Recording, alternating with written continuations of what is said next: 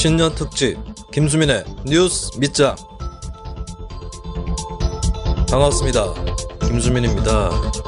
한 달 만에 에피소드를 업로드하는 것 같은데 그동안 잘 지내셨습니까? 많은 일들이 있었고 그러다가 후루룩 2020년이 가고 2021년이 왔습니다. 제가 분명히 말씀드렸죠. 기다리지 말라고 했고 저는 올려야 될 의무가 없다라는 말까지 드렸던 것 같은데 어쨌거나 저쨌거나 신년 특집은 해야 될 것 같고, 그리고 뉴스 밑장의 화제 콘텐츠였던 조국 사태 또 결산이 필요한 시점이 됐습니다. 작년 12월 23일에 정경심 씨 재판 1심 선고가 있었는데 그냥 재판 어차피 유죄 나올 거 알고 있었고 형량은 제 예상하고 일치했습니다. 4년 나올 것 같았어요. 제가 판사였으면 4년 안 줍니다. 5년, 6년 사이에서 줬을 것 같아요. 어쨌거나 내가 판사는 아니니까 4년쯤 주지 않을까 예측을 했는데 아니나 다를까 4년 선고가 나왔습니다. 이 재판이 나오면 이게 재판이 최종심은 아니지만 사실관계라든지 이런 것들이 굉장히 적나라하게 드러나는 계기가 되지 않습니까? 특히 조국 사태는 피의사실 공표 이런 명목으로 검찰이 언론에 흘린다거나 이런 것들이 한정적이었어요. 무슨 언론이 보도만 하면 피의사실 공표니 검찰발 기사니 조국기 부대가 쌩 난리를 쳤지만 이번 재판에 나온 증거만 살펴봐도 엄청난 것들이 그때 쏟아졌습니다. 근데 이거 제대로 보도됐습니까? 보도한 기자들은 있죠. 알려졌습니까? 제대로? 조국기 부대는 여기에 대해서 공판 중간중간에 반박을 제대로 했나요? 그놈의 표창장 하나로 어쩌고 저쩌고 그대로 그렇게 개기다가 이런 결과를 맞이를 한 겁니다. 근데 어느 정도 좀 정리가 되면 내가 가만히 있겠는데 가만히 있질 못하겠네. 내가 진짜 좀 착하게 살고 싶었어요. 그래서 사실 정경심 재판 정리를 에피소드로 올리지 않은 이유도 야 봤지? 끝! 이렇게 하고 싶었는데 가짜 뉴스 공장을 포함해서 이 새끼들이 진짜 아주 내가 안 바빴으면 한 일주일 전이나 연말 정도에 올렸을 텐데 도저히 안 되겠더라고 이 새끼들. 제가 정경심 재판 12월 23일에 선고 나오고 바로 다음 날에 김어준의 뉴스 공장을 아주 오랜만에 본방사수로 했습니다.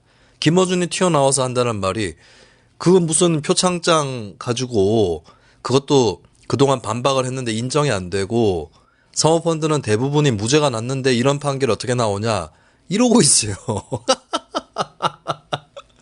참 딱한 양반들입니다. 그리고 거기에 이어서 서기호, 신장식, 장용진, 양지열 이 사람들이 변호사거나 아니면 장용진 같은 경우는 기자 아닙니까? 법조 취재를 많이 한 걸로 알고 있는데 그 법조 관계자들이 나온 거예요. 패널 4명으로.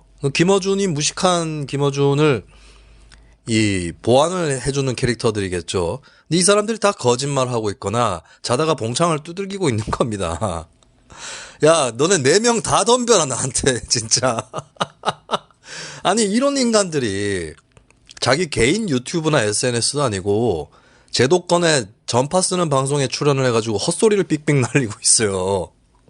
자, 아카이브 삼아서 이거는 뉴스도 아니고 구문이 되어버렸는데 아카이브 삼아서 제가 정리를 해야겠습니다. 아무래도 뉴스 밑장은 팟캐스트 조회수 상위권에서 유의하게 조국 사태를 사실대로 다루려고 노력했던 매체이죠. 나머지 한 군데가 이용의 거대한 장기판이고 최근에 스미더스 씨가 정보분석실로 이어가고 있는데 있스미더스 씨가 정경심 판결문 요약본을 갖고 방송을 올렸죠. 제가 듣지는 못했는데 하지만 또 뉴스 밑장대로 우리가 굉장히 오랫동안 이 얘기를 해왔고 그리고 김경률 회계사 출연편부터 해서 조국 사태 때의 조국 흑서의 구실을 유일하게 음성 및 영상 매체에서 한 사례입니다. 그냥 넘어갈 수 있겠는가? 이거 정리를 하기는 해야 되겠다라고 결심을 하고 올리고 있고요. 그리고 재판에 대한 정리뿐만 아니라 뉴스공장, 가짜뉴스 공장에 대한 전쟁 선포입니다. 가짜뉴스 공장 합동수사단을 띄웁니다. 이게 지금 좌파 우파 진보 보수 민주당 국민의힘 이런 걸 떠나서 시발 시민들 세금으로 전파 쏘는 거 아닙니까? 거기다가 삑삑 헛소리나 짓거리고 있어요. 하도 표짱짱 하나 이지랄 해가지고 제가 사모펀드부터 얘기를 하도록 하겠습니다. 사모펀드는 정경심 재판 전에 조범동 재판이 있었죠. 그때에 조범동 쪽 판결을 내리면서 정경심은 어떻게 했다라는 게 어느 정도 판결문에 나와 있는데, 정경심이 조범동 통해서 코링크피 설립에 10억 원이 들어갔던 거죠. 이걸 가지고 대여다라고 판결이 나왔었어요. 그러면서 마치 재판이 다 뒤집어 엎어진 것처럼 조국기 부대가 난리를 쳤는데, 자, 이게 사모펀드 전체 흐름부터 보겠습니다. 정경심이 조범동 통해서 코링크피 설립에 10억 원이 들어갑니다. 이게 첫 번째 흐름이고요. 그 다음에 코링크피가 블루펀드라는 사모펀드를 만들죠. 여기에 정경심 가족이 14억 원을 출자를 합니다. 그런데 블루펀드 지분은 99억 원어치가 양수가 돼요. 뭔가 여기서부터 삐꾸가 나기 시작한 거라서 사모펀드 논란의 출발은 여기서부터입니다. 그래서 가족 전용 펀드 아니냐, 그리고 증여세를 어떻게 해보려고 했던 거 아니냐, 이렇게 처음에는 시작을 하거든요. 뭔가 이상한 펀드다. 그리고 사모펀드를 이렇게 하는 공직자가 당시에 최고 공직자 중에 조국 말고는 사례가 안 보였었어요. 그래서 이상하다라고 얘기를 했던 거죠. 그래서 이 의혹의 최대치가 뭐였냐, 맥시멈이 권력형 범죄 아니냐라는 것이었습니다. 근데 조국기 부대 지금 하는 말이 이게 권력형 범죄였냐 이지랄 하고 있어요. 자, 어떤 사람이 강도 혐의가 있는 것 같아서 수사를 했습니다. 해봤더니 강도는 아니었는데 절도범이에요. 그러면 수사의 필요성이 없는 건가요? 권력형 범죄 아니면 본인이 아니라고 증명하면 돼요. 권력형 범죄라는 의혹이라든지 그 혐의만 있다는 이유로 바로 감옥에 가거나 하는 것도 아닙니다. 정경심 왜 감옥에 갔습니까? 권력형 범죄 의혹 때문에 간 거 아니에요. 자기가 증거를 인멸을 했기 때문에, 증거를 인멸 우려 때문에 감옥에 간 거예요. 왜 그런 짓을 하냐고. 자, 권력형 범죄의 기준이 도대체 뭔지 모르겠는데 굉장히 심각하다는 것이 이번 재판에서도 그대로 드러납니다. 자, 코링크피가 WFM이라고 하는 원래 영어 교육 업체입니다. 이걸 인수를 해서 2차 전지 업체로 바꿉니다. 이 과정에서 정경심 남매가 투자를 하고 미공개 정보 이용을 해서 수익을 거뒀다라고 하는 이 혐의가 있었던 거죠. 그리고 이 과정에서 정경심이 자기가 투자를 하면서 남동생은 물론이고 지인이라든지 심지어 자기가 잘 아는 미용실 디자이너라든지 이쪽을 통해서 계좌를 등록을 해서 그 계좌로 거래를 했다라고 하는 거. 여기까지가 사모펀드의 대략적 줄거리인데, 자, 조범동 재판에서는 정경심이 조범동 쪽으로 준 10억 원이 대여다라고 재판 결과가 나왔었지만 그 재판은 정경심 재판하고는 다른 재판이에요. 독립된 분리된 재판입니다. 정경심 재판에서 제대로 다뤄져야 되는 거겠죠. 자, 일단은 조범동이 실질적인 코링크피 경영자라는 것은 조범동 재판에서 이미 다 드러난 겁니다. 여기서 뭐가 거짓인 게 드러났다? 익성이 몸통이다.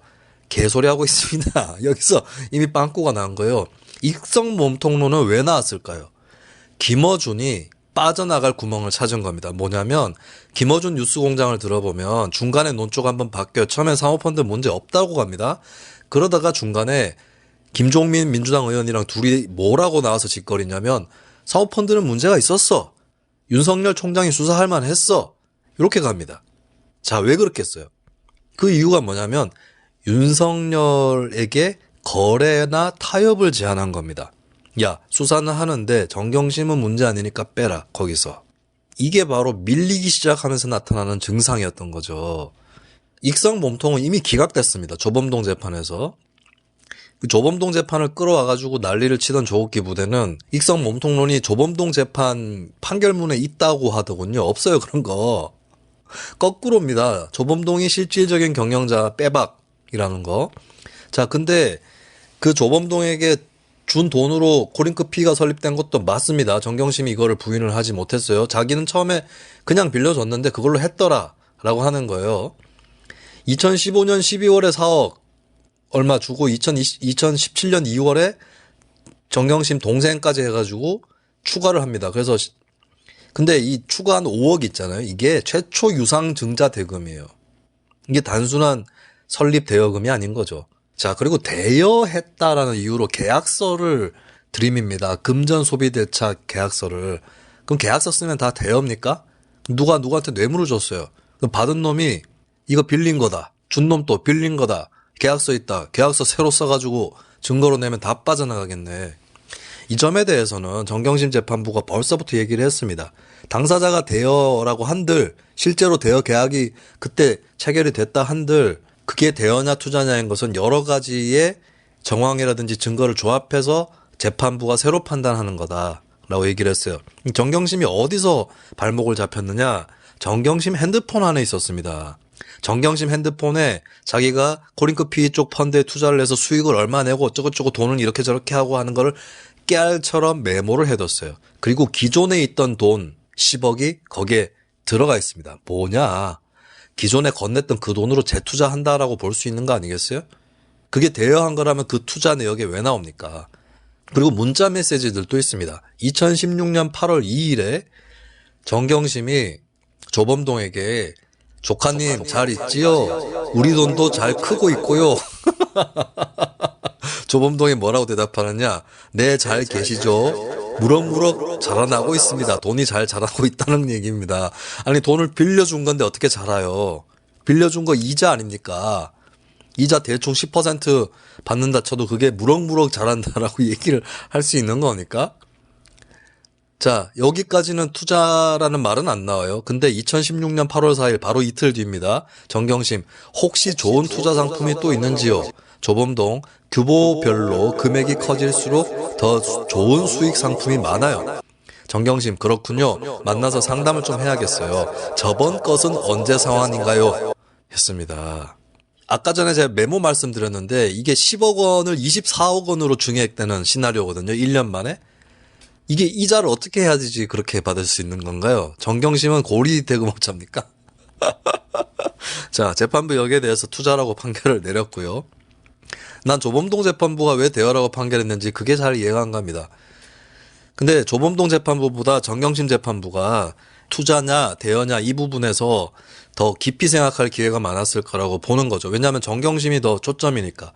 대여냐 투자냐는. 조범동 재판은 조범동이 그 코링크 PE 펀드를 어떻게 경영했는지 얼마나 경영했는지에 대한 판단으로서는 최적격 재판이라고 볼 수 있겠고, 그리고 그 재판에서 조범동 기업 사냥꾼이고 자본시장의 난동자다라고 하는 게 드러난 거예요. 그러면 그런 펀드에 왜 조국 정경심은 손을 뻗쳤느냐, 이 부분에서 권력형 범죄 의혹은 나오는 것입니다. 그리고 권력형 범죄라는 의혹은 아직도 완벽하게 부정된 건 아니에요. 그러니까 일단은 거기까지는 아니다라고 보는 것에 불과한 거죠. 무죄 추정에 따라서.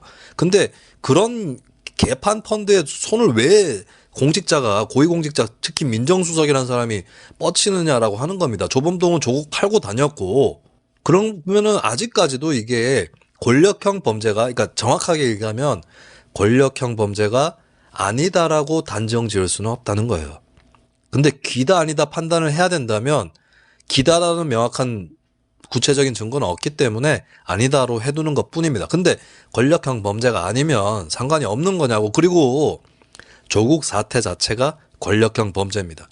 조국 정경심이 저질렀던 옛날의 그 혐의, 죄 이걸 떠나서 이거를 처리하는데 조국기 부대가 끼쳤던 언론과 사법과 수사에 대한 압력과 굴절, 왜곡, 조작이 바로 권력형 범죄고, 여기에는 민주당 국회의원들과 정권이 다 끼어 있는 겁니다. 이게 권력형 범죄예요, 조국 사태 자체가. 근데 제가 지금까지 조범동이 정경심에게 받은 게 대여가 아니라 투자다라고 하는 판결을 전해드렸는데, 이 대목은 뭐냐면 정경심 횡령죄가 무죄가 나왔어요.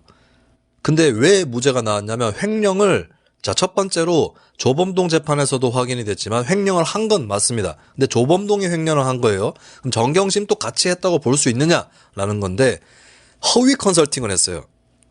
컨설팅을 해주지도 않고 허위 컨설팅 계약을 체결을 해서 그걸로 돈을 챙겨줍니다. 여기에 대해서 정경심 쪽은 이자다라고 얘기를 하는 것이고, 투자라고 본다면 이것은 원금 보장에 가까운 행위다라고 볼 수 있는 거겠죠. 근데 대여든 투자든 간에 허위 컨설팅은 확실한 거예요.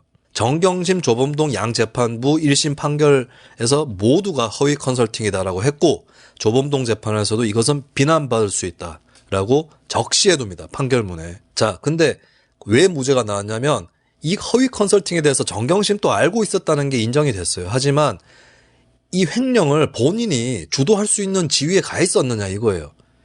그게 증거 불충분입니다. 횡령이 아니다라고 명확하게 판결이 난 것이 아니라 증거 불충분이다. 같이 했다고 보기는 이 정도 갖고는 어렵지 않을까 이래서 무죄가 난 거예요. 이게 그냥 사모펀드에서 그나마 무죄가 난 게 이 정도예요. 비윤리적인 행위를 했다라고 하는 거, 반칙행위, 허위 컨설팅이라는 것을 했다는 것은 인정이 됐어요, 이미. 자, 두 번째로, 그 다음에 중요한 것은 투자 아닙니까? 투자라고 판결이 난 거죠. 대여라고 신고를 했잖아요. 그리고 조국이 민정수석할 때 공직자 신고에 이게 들어갑니다. 이게 뭐냐?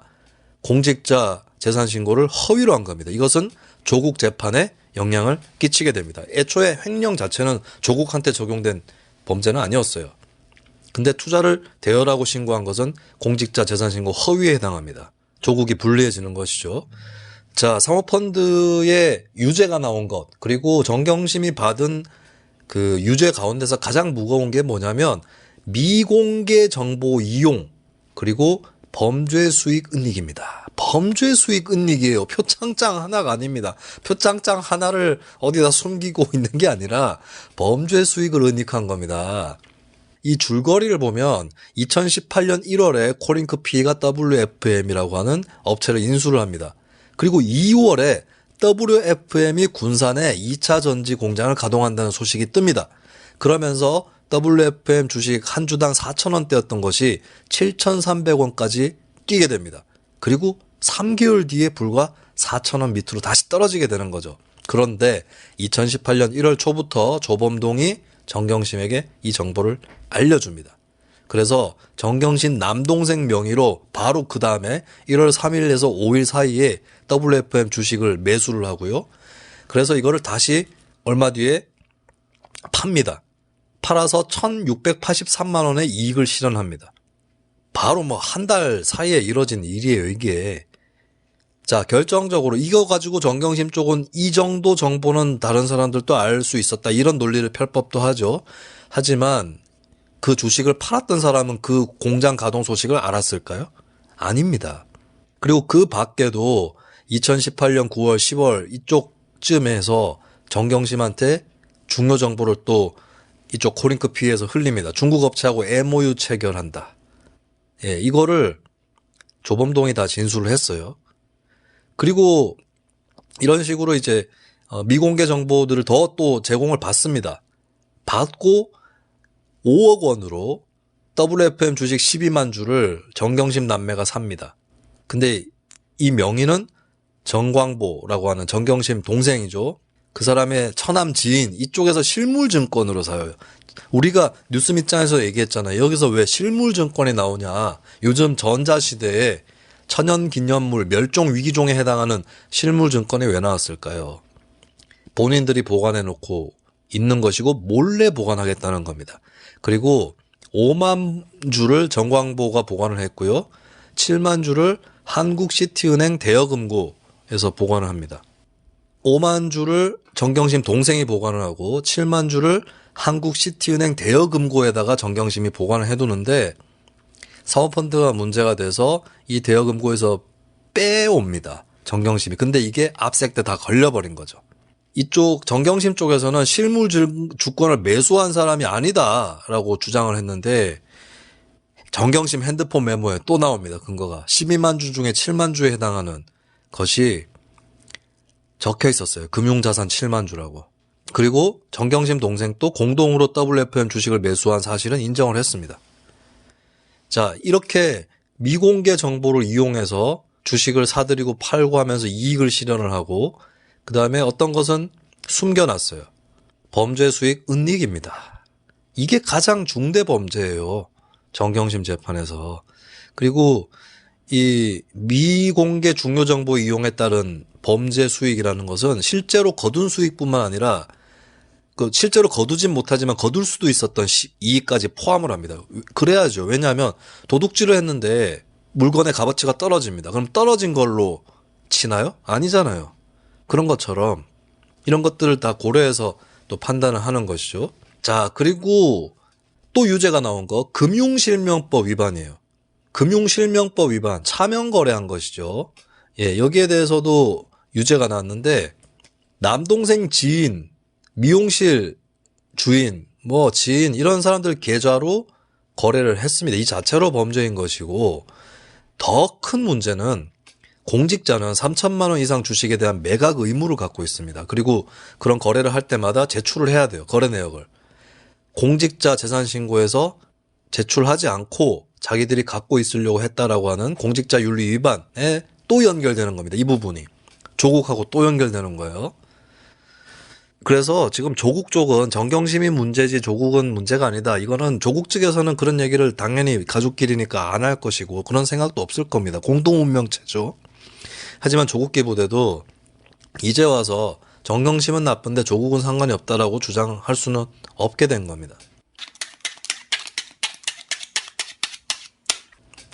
자, 그러면 정경심이 무죄가 나왔다고, 대부분 무죄가 나왔다고 김어준이 우겼는데 무죄가 나온 거 아까 업무상 횡령이었잖아요. 그리고 또 있는데 업무상 횡령은 무죄가 나오면서도 굉장히 타격을 먹었죠. 자, 그 다음엔 뭐가 나왔냐면 14억 원을 조국 가족, 정경심 가족이 블루펀드 지분으로 납입을 했는데 지분은 100억 원 규모예요.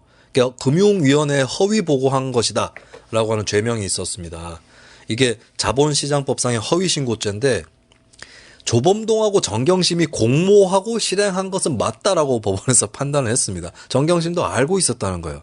근데 거짓 보고를 정경심이 했느냐, 논의했다는 것까지는 맞는데 거짓 보고를 하는 당사자였느냐, 여기서 단정할 수 없다고 해서 무죄가 나왔어요. 저는 조금 이해가 안 되긴 합니다. 이런 정도면은 아까 사실 업무상 횡령도 조금 이해가 안 돼요.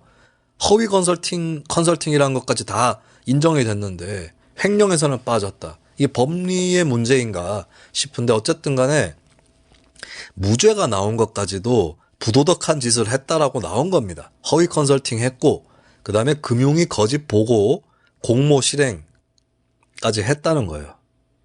이게 사모펀드 문제의 줄거리예요. 여기서 이미 끝장난 겁니다. 이 중에 한 개라도 나와봤어 봐. 누구라도. 어떻게 됐겠어요? 근데 표창장 하나 같은 소리를 하고 있어. 표창장은 내가 저 뒤에서 설명해 줄게. 자, 그리고 증거인멸교사 혐의가 있는데 이게 사모펀드 관련한 거예요. 사모펀드 운용사인 코링크피 직원들에게 내 동생 이름 들어간 자료들 좀 삭제해 주세요 라고 정경심이 지시했다는 거죠. 유죄가 나왔습니다. 증거인멸을 교사했다. 유죄가 나왔어요. 자, 그리고 무죄가 나온 부분이 뭐냐면 증거 위조 교사예요. 증거 위조 교사 뭐냐면 조국 청문회 때 코링크피 직원들한테 2019년 2분기 펀드 운용 현황 보고서를 위조를 해달라라고 한 거예요. 그때 왜 블라인드 펀드 어쩌고 저쩌고 하면서 보고서를 바꿔줬지 않습니까? 자, 근데 이거에 무죄가 나왔어요. 근데 그냥 무죄가 나온 게 아니에요. 위조를 교사했다고 의심할 만한 정황 4가지와 그렇다고 보기 어려운 정황 4가지가 같이 판시가 됐습니다. 자, 여기까지는 재판부가 인정을 했습니다. 정 교수가 코링크피 직원들한테 유리한 자료를 작성을 해주고 작성된 자료를 자기가 사전에 승인하고 검토하는 것, 이것을 요청을 했고 그렇게 했다는 것까지는 인정이 됐어요. 그리고 받은 자료 중에서 불리할 것 같은 자료는 청문회 준비단에 정경심이 제출을 하지 않습니다. 이게 비윤리적인 행위죠. 여기까지만 봐도. 근데 보고서를 위조해달라고 묵시적으로나마 혹은 나아가서 명시적으로 지시한 행위는 없었다는 거예요. 그러니까 이게 여러 가지 정황들이 얽혀서 위조를 교사한 건지 아닌지 헷갈리는데 자기에게 유리한 자료를 작성해서 제출하도록 몰아간 건 맞는데 위조를 해달라고까지 지시를 했느냐, 여기에 대해서는 증거가 불충분하다. 그래서 재판부가 뭐라고 썼냐면 판결문에 합리적인 의심이 없을 정도로 증명됐다고 볼 수는 없다 판단한 거니까 증거 불충분입니다. 이것도 확실하게 이건 아니다, 정경심이 아무 잘못 없다, 딱 근거가 있다, 이게 아니라 그냥 증거가 불충분해요. 증거가 불충분하면 당연히 무죄죠. 그러니까 지금 무죄 나온 것들도 다 찝찝해요 지금. 그런 상황에 처해져 있는 게 정경심의 현실입니다. 자, 그 다음이 대망의 증거 은닉입니다. 김경록 PB가 나오는 유시민의 알릴레오가 설치되는, 그리고 또 어떤 새끼들이 증거 보존이라고 그랬지? 이게 무죄가 나왔거든요. 이거 씨발 야 이거 좋아하지 마라. 증거 은닉을 시도한 거 맞다고 나옵니다. 판결에. 근데 법리 적용의 문제거든요. 왜냐하면 사람이 살다가 보면 자기한테 불리한 거 있고 하면은 찢어버리고 없애고 싶잖아요. 그리고 그게 보장이 되는 게 어느 정도 피의자의 방어권 행사에 도움이 될 수 있습니다. 그래서 법적으로는 자기가 자기에 관련된 증거를 인멸하거나 은닉하는 것은 죄가 되지는 않습니다. 그 행위는 증거인멸 행위가 맞죠. 그래서 그런 행위를 자꾸 하면, 조금 하면 구속 사유는 될 수 있습니다. 근데 증거 은닉 인멸죄로 처벌은 못해요. 근데 이 경우는 뭐가 특이하냐면 정경심이 김경록 PB를 불러서 같이 하드디스크를 빼돌립니다. 동양대에서 가서 빼돌리고 집에 있는 것도 빼돌리고 딴 데 보관해놓고 이러다 걸린 거죠. 이게 좀 애매한 거예요. 그러니까 같이 했기 때문에 공동정범이다라는 논리가 성립할 수 있는 겁니다. 그 공동정범이면 범은 범인데 정경심은 처벌은 안 당해요. 본인 거를 본인이 은닉했으니까. 근데 검찰의 논리는 뭐였냐면 이게 누굴 시킨 거 아니냐. 그래서 자기가 직접 은닉한 거는 무죄라 친다 할지라도 누군가를 또 끌어들여서 시켰기 때문에 그것은 교사범이다라고 얘기한 거예요. 이 두 논리가 부딪히는데 판례가 실제로 엇갈립니다. 왜냐하면 자 그냥 정경심이 혼자 하드디스크 빼돌렸다고 칩시다. 그렇게 친다면은 어떻다? 뭐 그냥 확실히 무죄죠. 법리적으로는. 근데 누군가를 끼워가지고 같이 했어요. 근데 이런 경우에도 무죄가 나온다면 이런 행위는 바람직하지 않은 건데 자기가 자기 것만 인멸하는 게 아니라 그렇다면 이런 거를 그냥 빠져나가게 해줘도 되는가 이 고민을 법관들이 실제로 한 겁니다. 그래서 판례들이 엇갈려요. 자기 증거를 자기가 은닉하는데 다른 사람을 데리고 와서 같이 은닉했다라고 했을 때 이거를 증거 은닉 교사로 인정할 거냐 말 거냐에 대해서 판례가 엇갈립니다. 그런데 대법원 판례가 뭐냐면 무죄다. 증거 은닉 무죄다라고 하는 거예요. 대법원 판례 쪽의 손을 이번 정경심 1심 재판부가 들어준 겁니다. 법적인 무죄인데 증거 은닉을 본인이 한 것은 맞다는 거예요. 그러니까 증거 보존은 개소리라고. 아 씨발 새끼들 다 튀어나와 증거 보존이라고 했던 새끼들 요즘에 왜 이렇게 잠잠해. 지금 게시판에 악플도 안 달리고 다 튀어나와. 쫄지 마 새끼들아. 한판 붙자 진짜. 자 근데 골 때리는 거는 정경심은 여기서 빠져나갔습니다. 법적으로는. 그런데 조국이 여기서 빠져나갈 수 있을까? 이 판결에서 증거 은닉 교사를 조국이 했다. 그러니까 조국과 정경심이 같이 논의를 해서 김경록 PB에게 증거 은닉을 하도록 만들었다고 하는 거예요. 그때 그 중간중간에 정경심이 이 과정에서 전화 통화를 하거든요. 그런 정황들을 비춰봤을 때 전화 통화를 했을 때에 할 수 있는 사람 두 사람이었대요. 동양대 관계자거나 조국이거나 두 사람 중에 하나였다는 거예요. 그리고 통화 기록이 또 아마 있었던 것 같은데 내가 진짜 이런 것까지 다 시시콜콜 봐야 되냐. 어쨌든 두 사람으로 좁혀진 건 사실이에요. 근데 동양대 관계자 쪽에서는 통화 안 했다고 얘기를 했답니다. 그러면 조국이 남는 것이고 정경심 재판에서 조국이 증거은닉 교사를 했다라고 지목이 됐습니다. 그리고 조국은 현장에 없었죠. 자기가 자기 증거 인멸한 게 아닙니다. 그렇기 때문에 조국은 이 혐의에서 자유로울 수 없다. 조국에게 증거 은닉 유죄가 떨어질 가능성은 정경심보다 높다라고 하는 겁니다. 아직 조국 재판은 1심 선고 결과는 안 나왔지만 정경심 재판만으로 조국이 지금 완전히 코너에 몰려있는 상황입니다.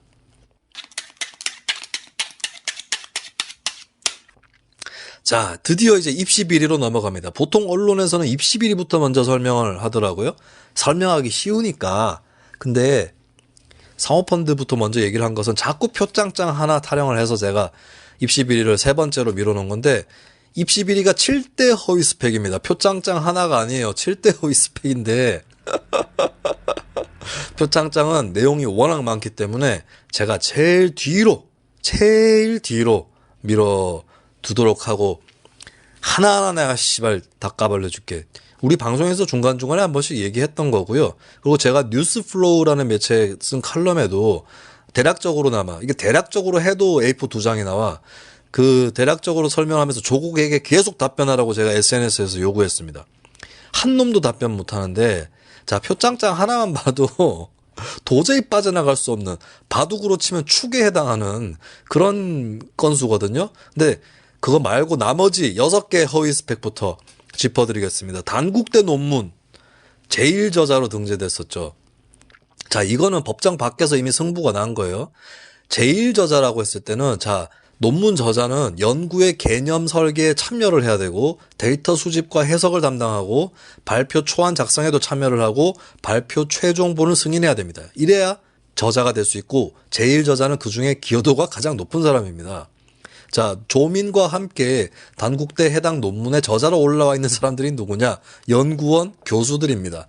이 사람들은 어떤 경우는 2000년경부터 그 시점인 2009년까지 9년 동안 유사 연구, 선행 연구를 해왔던 사람들이에요. 자, 그럼 조민이 했다는 게 뭐냐 도대체. 자, 데이터 수집을 했다, 실험 좀 했다, 뭐 이런 설이 있었는데 2주일 동안 참여를 했거든요, 연구에. 데이터 수집을 어떻게 2주일 동안 기여를 합니까? 단순 실험 정도는 했을 수 있어요. 그것도 그때 고등학생이지 않았습니까? 그냥 가르쳐 주는 대로, 야, 이거 뭐 해봐. 그리고 데이터 수집을 했다 칩시다. 실험만 한 게 아니라 데이터 수집 하나만 해서 제1저자는 안 됩니다. 아까 제가 말씀드렸죠. 연구 설계부터 참여를 해야 되고 발표 초안도 작성을 해야 됩니다.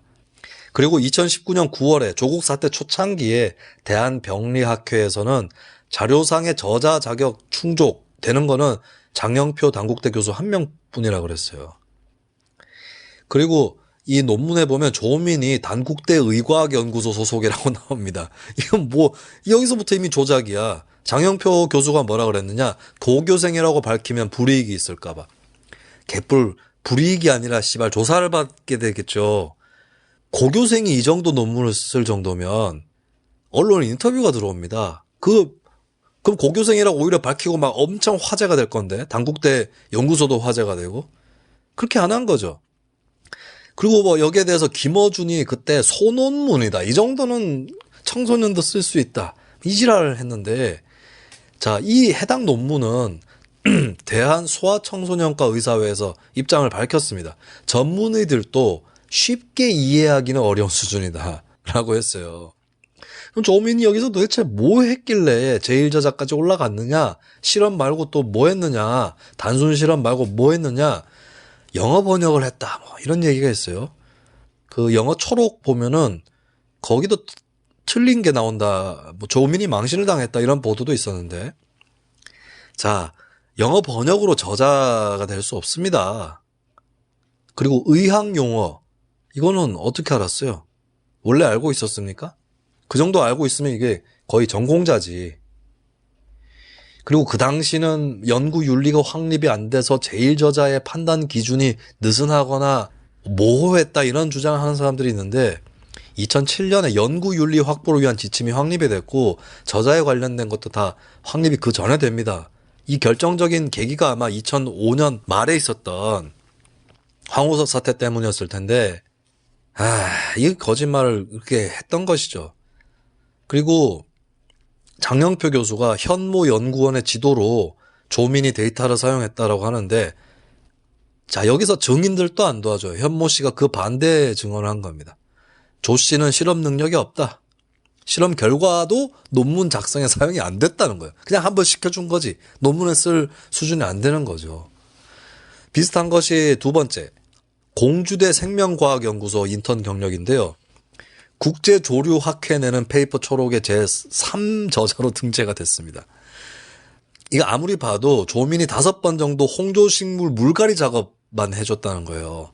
이게 말고 없는 것이고, 근데 자, 뭐 거기까지 활동한 건 그렇다 칩시다. 그리고 어디 자기소개서 같은 데에 연구를 돕는 일을 했어요, 이 정도 썼다면은 크게 문제가 안 될 수 있습니다. 근데 활동 확인서를 끊었고 거기에 보면 포스터와 논문을 작성할 수 있을 정도로 홍조식물에 대한 전문적 식견을 가지고 있는 것처럼 그렇게 써놨어요. 이거는 허위죠, 허위. 이게 허위의 문제들인데, 참고로 이 입시비리 문제에서 걸리는 죄목들이 뭐냐면 사문서 위조, 위조 사문서 행사, 업무 방해, 허위 작성 공문서 행사, 위계 공무집행 방해, 사기, 보조금 관리에 관한 법률 위반 등등이에요. 이렇게 많은 것들을 지어놓고 표창장 하나라고 입시 비리만 쳐도 이 정도야. 제가 스펙 중에서 2가지 검증했고, 3번째 한국과학기술연구원 키스트 인턴. 이거는 이미 키스트에서 허위 인턴이라고 스스로 규정을 했고 담당자가 징계를 먹었어요. 그리고 이런 인턴이라든지 실험에 참여한 수많은 사람들의 이름이 조형물에 들어갔는데 조민이 삭제됩니다.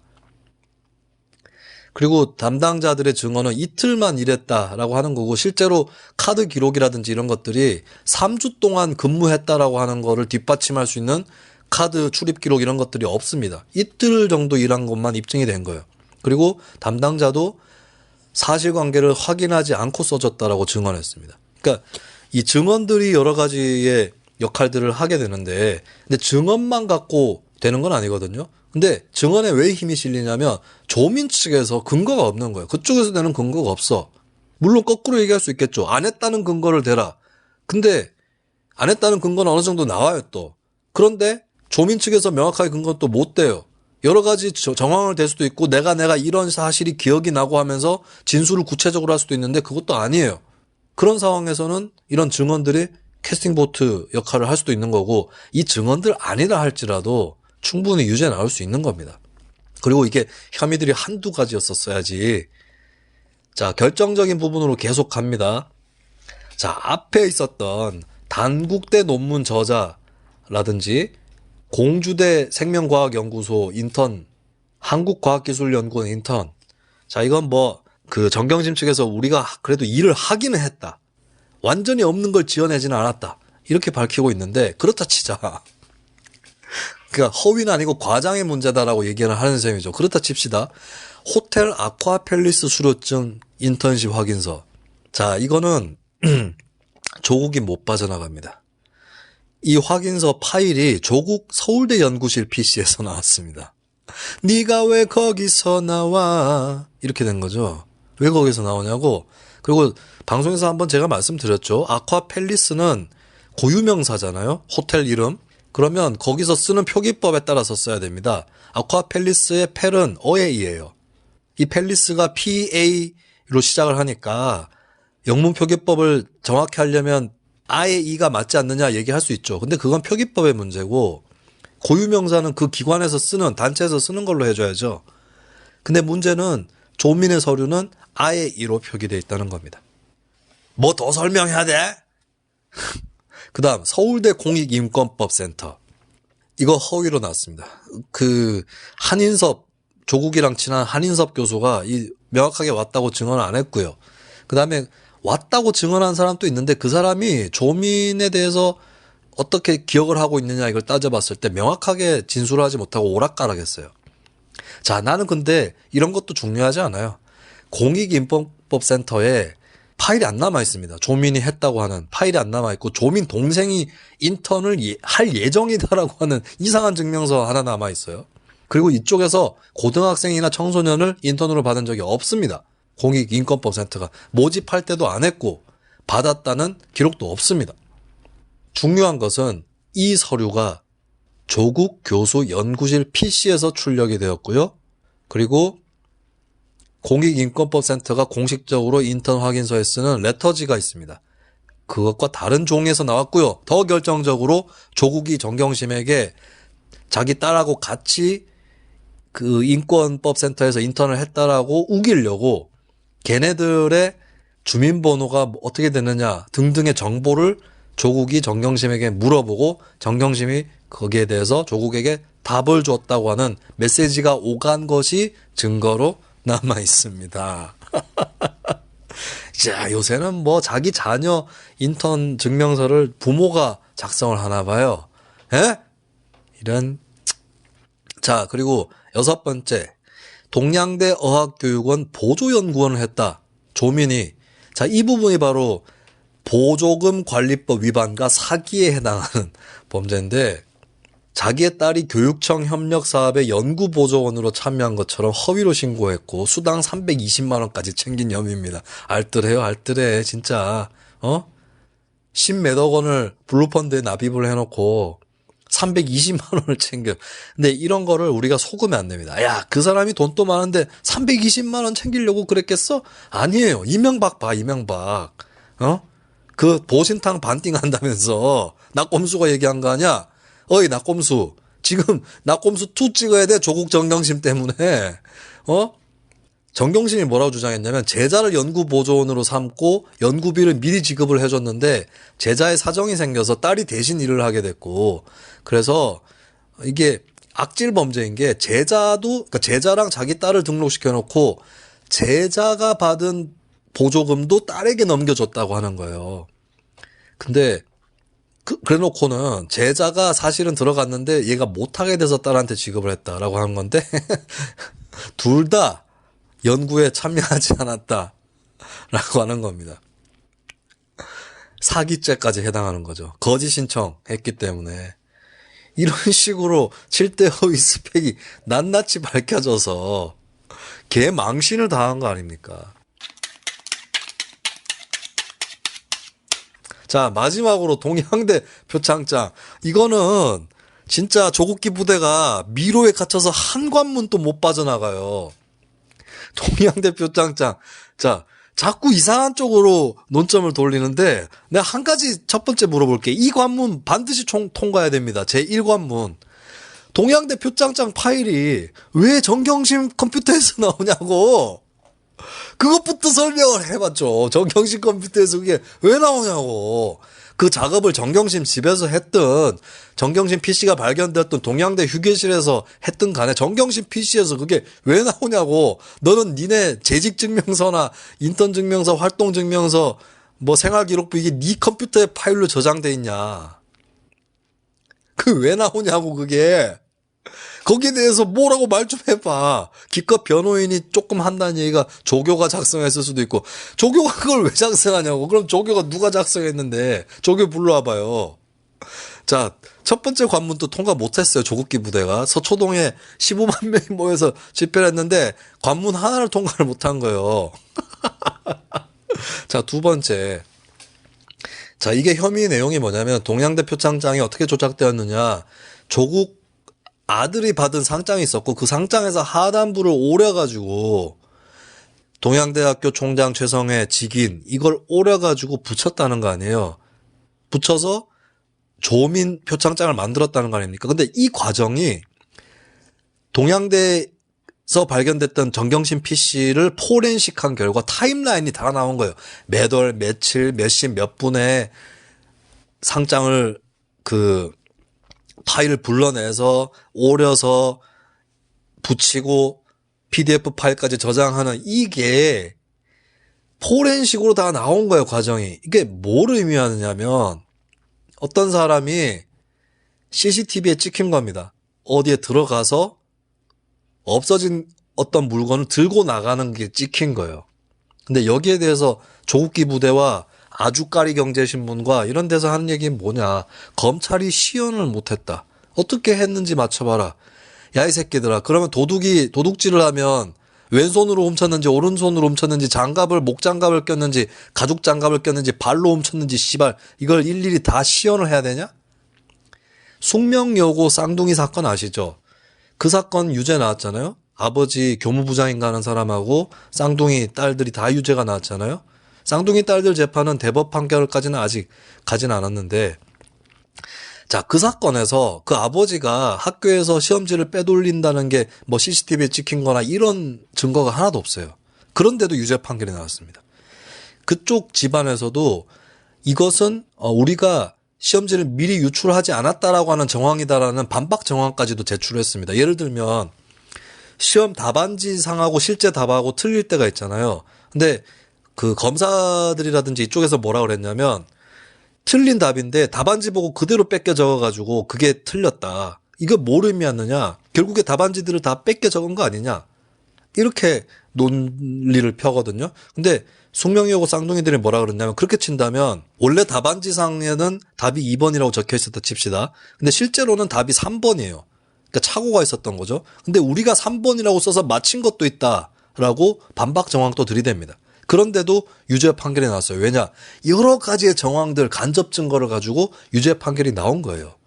근데 거기에 비하면 정경심이 표창장을 위조한 건 직접적인 증거예요. 몇 시 몇 분에 어떻게 했는지 다 나온다니까. 그 CCTV에 들어가서 금을 들고 나오는 게 찍힌 거예요. 근데 그 금으로 내가 어떻게 훔쳤는데 나는 훔칠 줄 몰라. 금고 열 줄 몰라. 손으로 훔쳤냐 발로 훔쳤냐 이 지랄 하고 있는 거예요. 검찰이 시연을 하면 더 완벽해지긴 하겠죠. 증거가. 근데 그래서 재판부도 검찰한테 시연을 해오라고 시킵니다. 근데 시연을 안 해도 여러 가지의 증거들이 많다고. 자, 포렌식. 이거 어떻게 답변할 건데? 그나마 할 수 있는 답변은 이걸 거예요. 정경심이 그냥 컴퓨터로 실습한 거다. 자, 그 다음에 증거들이 표창장 안에 증거들이 다 남아있어요. 근데 정경심이 표창장을 제출 안 합니다. 원본 제출하면 깔끔한 거예요. 그리고 그 동양대 표창장은 어떤 전자 형식으로 이렇게 출력을 하는 게 아니라 다 찍습니다. 직인을. 여기서 다 증언들이 나온 거고요. 정경심 쪽에서 명확하게 거기에 대해서 반박을 하지 않습니다. 아니 우리는 그거 아니었는데요 라고도 하지 않았어요. 근데 다만 그 표창장 원본을 잃어버렸다. 이렇게 얘기할 뿐이에요. 그러면 박지원이 핸드폰에 띄워서 조국 청문회 때 나왔던 그건 뭐냐. 그때 또 어떤 새끼들이 검찰이 유출했다고 난리를 쳤는데 검찰이 입수한 것은 그 서류를 부산대 의전원인가 거기 내지 않았습니까? 그때 압수수색할 때 대학교 당국에서 갖고 온 거라서 사본이에요. 흑백입니다. 근데 그때 박지원 핸드폰에 떠 있는 건 뭐다? 컬러였잖아요.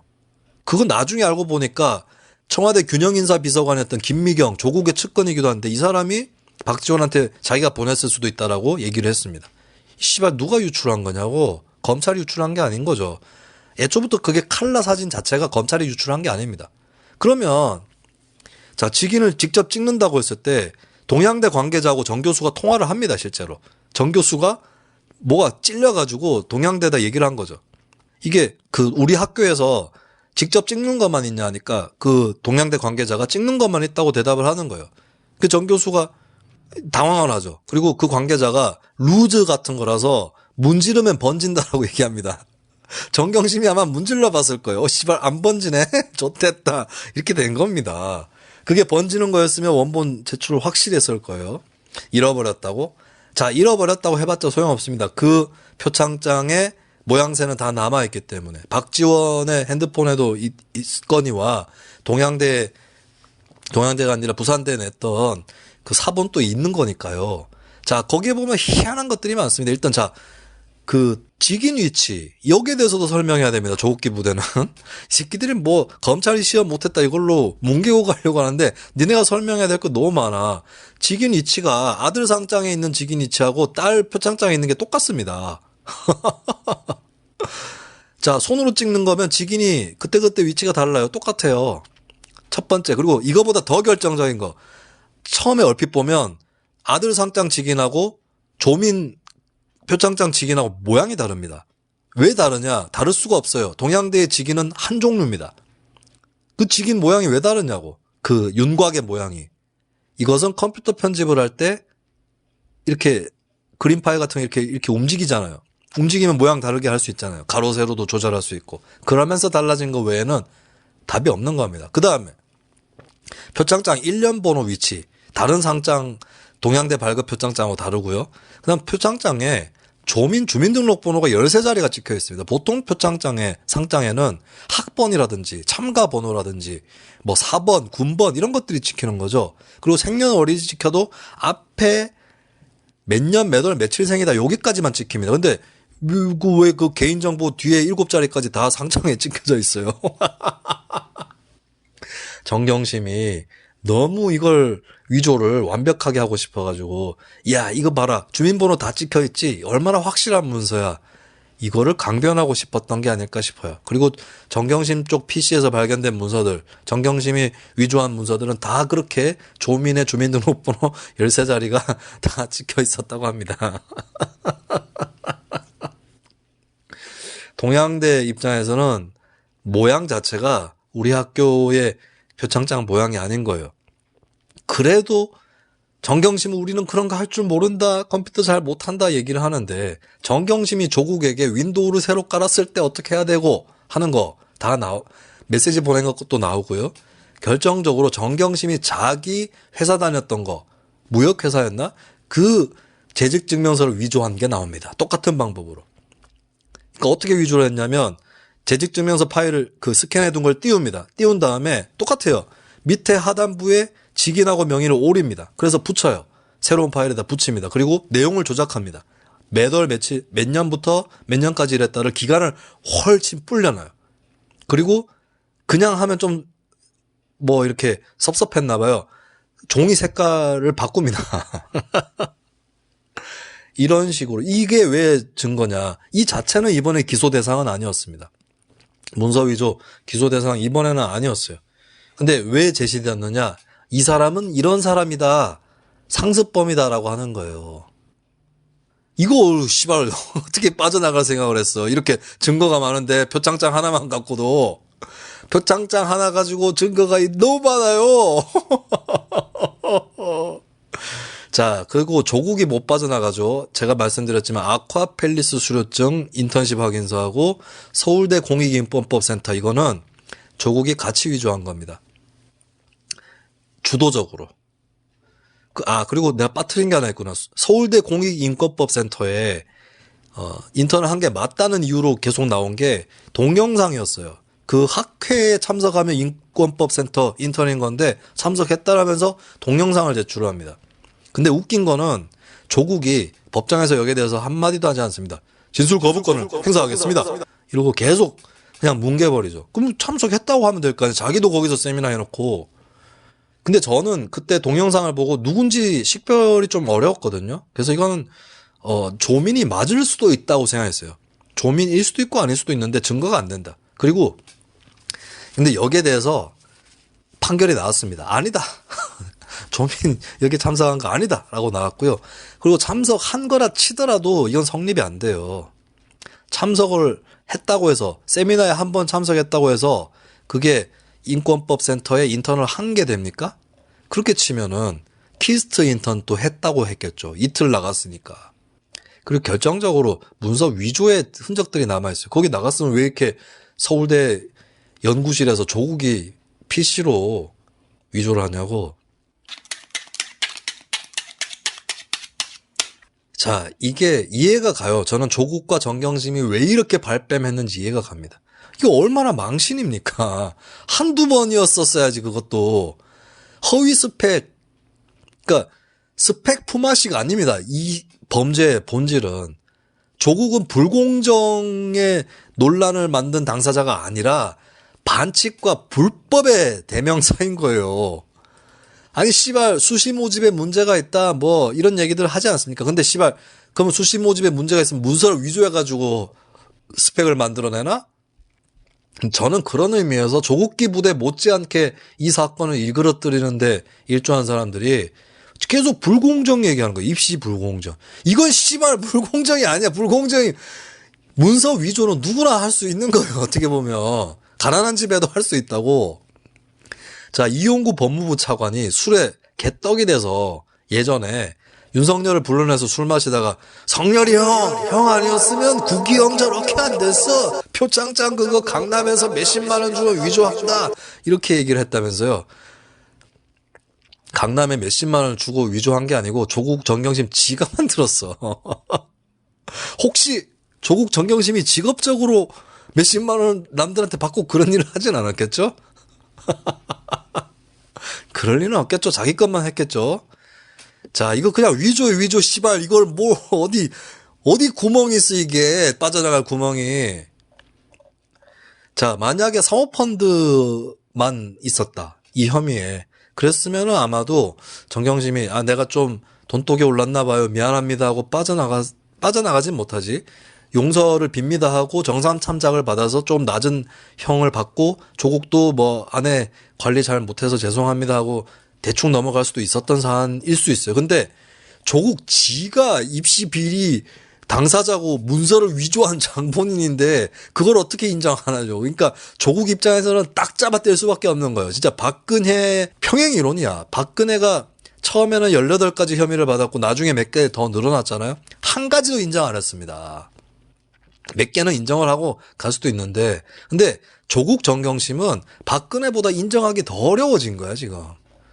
입시 비리에 이런 치명적인, 자, 생각해보세요. 조국이 그 얼굴로 서울대 연구실 PC에 근엄하게 앉아서 중간중간에 커피도 따라 마시겠죠? 커피 한 잔 쫙 하면서, smell, taste good, would you like something to drink? 뭐 이 지랄 하다가 이제, 그걸로, 근데 컴퓨터 앞에서 뭐 하고 있었느냐? 문서를 위조하고 있었다. 이게 얼마나 웃긴 겁니까, 이게. 아, 또 생각난다. 계속 생각이 나네. 이거는 제가 말씀드린 것만 해도 충분하죠, 근거는. 근데 계속 생각이 나는 게, 자, 동양대에서 조민이 인문학 프로그램에서 봉사를 했다는 거 아니에요? 그 프로그램이 진행되던 시각에 조민이 부산이라든지 서울에서 카드 결제한 내역이 나옵니다. 조민이 순간이동 영화 점퍼, 순간이동자일 가능성, 이게 국가기밀이라서 차마 얘기를 못했을 수는 있겠죠. 하지만 7대 허위 스펙을 다 설명할 수는 없어요. 제가 변호사라도 이거는 손 둡니다. 진짜 LKBN 파트너스 쪽에서 김경수, 이재명, 또 누구야, 여권 변호 줄줄이 했던 그 로펌 아닙니까? 이용구 차관도 거기 출신이고, 거기서 이거 맡았잖아요. 조국 재판도. 야, 씨발, 그 새끼들은 무슨 생각했는지 모르겠네. 진짜 이 재판 그냥 때려치는 게 좋을 거예요. 1심에서 패소했기 때문에 정경심한테 얘기를 해서, 야, 씨발, 도저히 인간적으로 못 해먹겠다. 지금까지 해준 것만으로도 얼마나 많이 해줬느냐. 이제는 우리를 놔다오. 변호사 바꿔라. 얘기를 해줘야 될 것 같습니다. 이 진짜 몇 가지 인정하고 넘어가면은 편할 수도 있는 건데, 변호인들은 하나도 인정을 안 하니까 진짜 촘촘하게 오만 핑계와 이런 뭐 다른 가능성을 제시를 하면서 빠져나가려고 해요. 그러다 보니까 거기에 대해서 재판부도 일일이 다 답변한 겁니다. 그래서 이번에 그 판결문이 500몇십 쪽인가 나온 거예요. 저도 다 읽어보긴 했는데 숙지가 안 됩니다. 너무 많아가지고. 자, 정경심이 2심에서 빠져나가려면 입시비리 같은 경우는 한 가지 그나마 기대할 만한 게, 동양대 PC에서 나온 자료들이 증거 수집이 적법하지 않아서 증거 능력이 없다는 논리예요. 근데 이게 이번 1심에서 다 기각이 된 겁니다. 뭐냐면 원래 이게 두 가지의 설이 부닥치는 건데, 압수수색을 하게 될 때는 압수수색 딱 영장 목록이 나오지 않습니까? 그럼 들고 가서 당사자들한테 고지를 하고 그렇게 해가지고 확보를 하는 거죠. 근데 임의 제출이라는 것도 있습니다. 임의 제출은 그냥 받을 수 있는 거예요. 당사자의 허락이라든지 이런 것들이 중요한 거죠. 이게 어떻게 된 일이냐면, 검찰이 압수수색을 할 때 동양대에 가지 않습니까? 그래서 간 김에 강사 휴게실에 있는 PC들도 찾아봅니다. 그래서 이것도 한번 살펴봐야겠다라고 해서 거기서 PC를 얻게 돼요. 그래서 현장에서 일단 PC를 켜고 전자정보들을 확인을 하는데, 그때 뭐 조국 관련된 폴더가 나온 거예요. PC에서. 예, 그래서 그 PC를 확보를 해서 거기서 이제 아까 제가 얘기해드렸던 정경심의 문서 조작 타임라인 이런 것들이 확보가 된 겁니다. 근데 변호인들, 정경심 측의 논리는 뭐였냐면, 이거는 압수수색 해야 되는 거다. 정경심 거 아니냐. 근데 압수수색 안 하고 임의 제출 받았기 때문에 무효다. 이렇게 얘기를 한 거예요. 저는 이게 좀 납득이 안 갔던 게, 검찰이 처음에 그게 정경심 PC인지 모르고 한 거잖아요. 근데 조금 불안하긴 했어요. 혹시 인정이 안 되나 했는데 재판부가 굉장히 치밀하게 논리를 펴서 이것은 적법한 증거라고 인정을 합니다. 자, 뭐냐면 강사휴게실 PC는 예전부터 키보드라든지 모니터하고 연결이 안 된 채로 방치돼 있었어요. 학교 자산이라는 표시도 없었습니다. 그래서 이제 검찰이 이 PC 전자정보 확인을 조교한테 요청을 해서 조교가 현장에 있던 조교가 동의를 한 거죠. 거기에 대해서 구동을 하고 이거 조국 폴더네 하면서 막 소리도 지르고 했다는 거예요. 근데 전원이 꺼져버렸답니다. 하도 방치가 돼 있던 컴퓨터다 보니까. 그래서 대검찰청에 있는 국가 디지털 포렌식 센터로 PC를 가져가서 자료를 확인하기로 합니다. 예, 그리고 조교는 임의 제출에 동의를 해요. 정경심한테는 알리지 않았던 건 맞습니다. 근데 강제력이나 강요, 협박 이런 게 없었다면 압색 영장 없이도 할 수 있는 임의 수사에 해당한다는 겁니다. 그리고 조교에게도 PC를 원래부터 반납하거나 처리할 수 있는 권한을 인수받았던 그런 당사자이기 때문에 조교도 이것을 적법하게 검찰 쪽에 제출할 권한이 있다는 거예요. 이런 것들이 다 인정이 된 겁니다. 그리고 그 정보 주체를 압색 절차에 참여하도록 보장한 취지가 뭐였냐. 사후적인 자기 정보 통제권을 행사. 그러니까 압색하고 난 다음에도 자기 정보를 통제할 수 있도록 그 권한 행사를 보장한 것일 뿐이지 압색 절차에서 위법을 억제하기 위한 것은 아니다. 그런 그 정보 주체의 참여를 보장한 것이 압색 절차에서 있을 수 있는 위법 행위를 그 사람을 참여시킴으로써 당사자를 참여시킴으로써 억제하려고 했던 것이 아니다라는 거죠. 그러니까 쉽게 얘기해서 그 사람이 자기 정보가 막 이렇게 입수가 되는 건데 그거를 끝까지 나중에도 모르고 있고 또 어떤 정보가 가는지도 모르고 있고 그 알려고 하는 것들이 차단되고 이런 건 안 된다는 거지. 그 사람이 꼭 이렇게 압색을 해가지고 자기가 허락을 하고 지켜봐야 되고 이런 것은 아니다. 이렇게 볼 수 있는 거겠죠. 그래서 여러 가지들을 다 조합을 해봤을 때 이게 대단히 논리가 촘촘하게 구성이 되어 있습니다. 절차 위반 행위가 없진 않았다고요. 예를 들면은 관련자들에게 통지 절차 이행이 제때 안 된 거 이런 것들이 인정이 됐는데 근데 그것만으로 피고인의 방어권이라는 것이 침해됐다고 볼 수가 없고 그리고 나중에 또 정경심 쪽에서 공소가 제기된 다음에 증거 목록을 다 받아서 취득 사실을 또 알게 됐기 때문에 본질적으로 권리가 침해된 건 아니다. 이렇게 판결이 난 거예요. 그리고 결정적으로 이것이 증거 능력이 없다 치더라도 다른 증거들 때문에 위조가 인정된다. 라고 얘기한 겁니다. 동양대 표창장은 계속 생각이 나네. 내가 더 있어요. 표창장에 보면 그 하단부를 오려서 붙였다고 했잖아요. 그 부분하고 윗부분하고 해상도가 다릅니다. 그리고 이렇게 드래그 처리하면 블럭도 따로 처리가 돼요. 다른 표창장하고 또 비교해보면 또 해상도 달라요. 그러니까 뭘 봐도 위조예요. 뭘 봐도 위조라고 이걸 가지고 뭘 떠드는 거야. 김어준은 뭘 떠드는 거며 양지열, 신장식 등의 무법 변호사들은 뭘 떠드는 거예요. 니네 뭐 했는데 지금까지. 제가 뉴스플로우 칼럼으로도 써서 몇 가지 사실까지 폭로를 하기도 했는데 조국은 언론과 사법의 수혜자였습니다. 이거 지금 중요한 보도들은 2019년 9월, 10월에 다 나갔어요. 정경심 동생 집에서 실물 증권이 발견되었다. 2019년 9월 하순에 나갔습니다. 동양대 표창장 위조 흔적 나왔다. 2019년 9월 초순에 나왔어요. 그리고 블라인드 펀드니 개 굴하다. 이것도 2019년 9월에 다 나왔습니다. 조중동도 아니고 경향신문, SBS, 한겨레, KBS 다 나왔다고요. 정상적이었으면 그때 완료되는 거예요. 기소되기도 전에 끝이야 그건. 씨발 무슨 온갖 그 가짜 뉴스에다가 압수수색 이게 운명의 날이 2019년 9월 23일입니다. 그날 새벽에 제가 기억이 나요. 새벽에 한겨레가 단독 보도를 합니다. 정경심 동생 집에서 WFN 증권 실물 주식이 나왔다고. 야 씨발 이게 무슨 좋아하냐.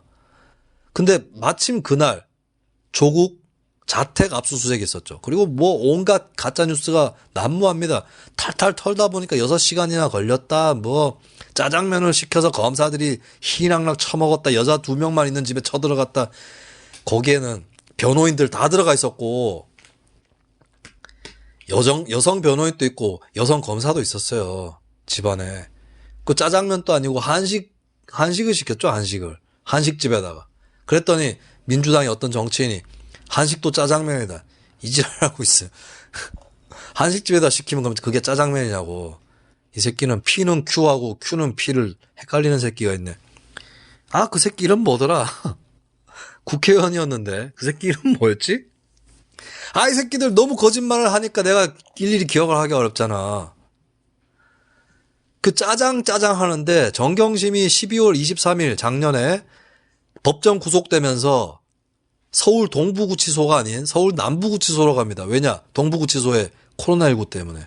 남부구치소로 갔는데 이 구치소 음식은 공개가 됩니다. 재소자 인권을 위해서 식단을 제대로 공급을 받고 있는지 이게 다 공개가 되거든요. 찾아보니까 그날 저녁이 짜장볶음이더라고. 짜장으로 흥한 자 짜장으로 망한다. 자, 근데 어처구니가 없는 게 어떻게 여론조사라면 30%가 부당하다가 이거 정확하게는 그 적절하지 않은 형량이라고 대답을 했다고 해요. 그렇게 치면 나도 그래. 내가 판사였으면 5년, 6년 줍니다. 자, 이것도 얘기를 해야겠네. 형량이 어떻게 해서 나온 거냐. 자, 정경심이 범한 죄는 11가지입니다. 11가지를 일일이 형량을 따져서 다 합산하느냐? 그렇지는 않아요. 그렇게 치면은 정경심은 몇 년 살지 몰라요. 일단은 가장 중대한 범죄를 기준으로 놓습니다. 한 가지, 두 가지 정도를 기준으로 놔요. 정경심이 저지른 범죄 중에서 가장 중대한 범죄는 미공개 중요정보 이용이라고 합니다. 이게 1년 이상의 유기징역이거든요. 그 상한선은 없어요. 그러면 1년 이상의 30년 유기징역이라는 겁니다. 그 사이에 다 판결할 수 있는 거예요. 그런데 이렇게 하면은 판사의 재량이 너무 커지잖아요. 어떤 사람은 비슷한 죄를 지었는데 1년 살고 어떤 사람은 30년 살고 이럴 수 없잖아요. 그래서 사법부에서 양형 기준이 있습니다. 나름대로 마련해 놓은. 명확하게 법적인 건 아니지만 여기에 보면은 미공개 중요정보 이용은 얼마를 했느냐에 따라서 다른데 정경심 쪽이 거둔 이익이 2억 3천만 원 정도로 계산이 됩니다. 그런 경우에는 1억 내지 5억 미만에 해당하는 금액이기 때문에 기본이 1년 내지 4년이에요. 근데 여기서 끝나는 게 아닙니다. 가중이 될 수 있습니다. 예를 들면 범죄 수익을 의도적으로 은닉한 경우에 가중이 돼서 최소 2년 6개월 내지는 많으면 6년까지 살아야 됩니다. 그러니까 정경심은 이 범죄 하나 미공개 중요정보 더하기 범죄 수익 은닉 요것만으로도 6년까지 살 수 있어요. 최소 2년 6개월. 근데 이게 끝이 아니죠. 한 가지 정도는 더 고려해야 된다고 합니다. 적어도 업무방해. 입시 비리 문서 위조하면서 업무방해한 게 있거든요. 업무방해는 기본이 6개월이고 많으면 1년 6개월입니다.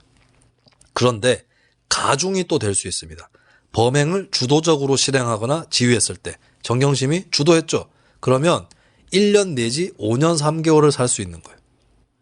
1년 내지 5년 3개월의 죄를 더 붙여야 되는 겁니다. 뭔 얘기냐면 범죄 수익 은닉과 미공개 중요 정보 이용 요것만 해도 2년 6개월 내지 6년이고 근데 여기에 더 덧붙이는 게 업무방해에 해당하는 것 가중까지 치면 1년 내서 5년 3개월을 덧붙여야 되는데 보통 덧붙일 때 자 1번을 미공개 중요 정보 이용 및 범죄 수익 은닉으로 하겠습니다. 이게 2년 6개월 내지 6년이고요. 2번을 업무방해인데 말씀드렸죠. 정경심의 경우는 1년 내지 5년 3개월이 가능하다. 근데 1번, 2번 범죄를 그냥 합산하는 게 아니라 합산할 때는 2번 범죄의 반 정도를 합산하는 거예요. 그러니까 2번 범죄가 1년 내지 5년 3개월에 해당하니까 반으로 하면 어떻게 됩니까? 대략적으로 6개월에서 2년 7개월 정도, 5년 3개월 절반은 2년 7개월로 칩시다. 자, 그렇게 본다면 정경심은 양형 기준에 따랐을 때 최소 3년이에요. 최소 3년. 그리고 많으면 8년 7개월인데 8년 7개월 더 넘어갈 수도 있는 겁니다. 왜냐? 죄들이 또 더 있잖아요. 증거 위조 교사라든지 이런 것들이 증거가 더 있지 않습니까? 이게 헷갈린다. 증거 위조 교사는 무죄고 증거 인멸 교사도 있고 그리고 사문서 위조하고 공무집행방해 사기 이런 것들은 여기에 가만 안 된 거예요. 이런 것들을 계속 다 감안하려고 치면 이거 한도 끝도 없이 올라가요. 근데 그나마 이런 경우에 중대한 범죄 한두 개, 세 개 요 정도로 판단해라 라고 하기 때문에 자, 근데 정경심이 얼마 받았습니까? 4년 받았죠. 3년에서 8, 9년 이 사이에 받을 수 있는 것 중에 4년을 받은 겁니다. 하한선에 가까운 형량이에요. 이게 4년 갖고 되냐고 지금. 이거 진짜. 나는 이 재판 좀 인정하기 싫습니다. 이게 4년으로 끝날 일이 아니야. 양형 기준을 참고해도 4년은 너무했어. 너무 봐줬어 이거. 6년은 줘야 돼. 5, 6년은 줘야 됩니다. 검찰이 7년 구형했는데 자 많이 봐준 겁니다 이거. 근데 정경심은 하나도 반성하지 않았고 인정하지 않았습니다. 재판부도 얘기했죠. 진실을 말한 사람들을 고통에 빠뜨렸다고.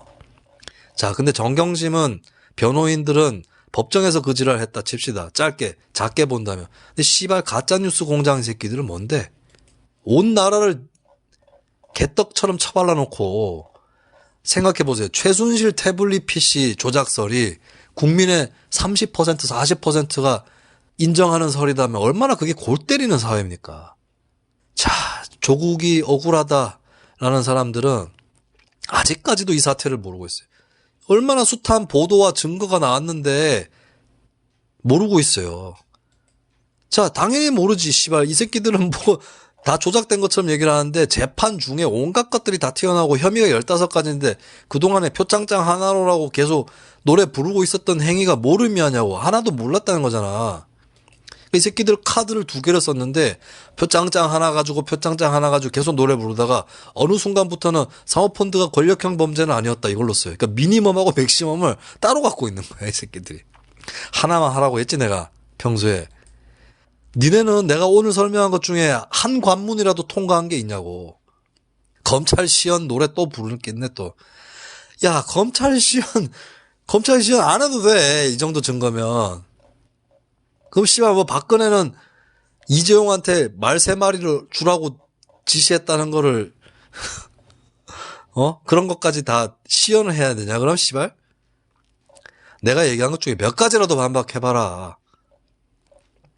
김어준 이 인간은 이제 와서 어떻게 될 것 같아요? 뭐 이제 물러설 데도 없어. 이 사람 끝까지 가는 겁니다. 근데 김어준은 그렇다 칩시다. 김어준 한 명 무너진다고 쳐요. 뭐 그게 우리나라에 뭐 큰 충격을 주지도 않을 겁니다. 나중에는 붙어있는 변호사라는 새끼들은 뭡니까 이 사람들은. 이 새끼들은 진짜 나 어이가 없네. 인생 그따위로 살지 마라. 신장식, 장용진, 양지열, 서기호. 떡국 먹지마 니네들은. 그리고 조국기 부대 다 내려라 깃발 새끼들아.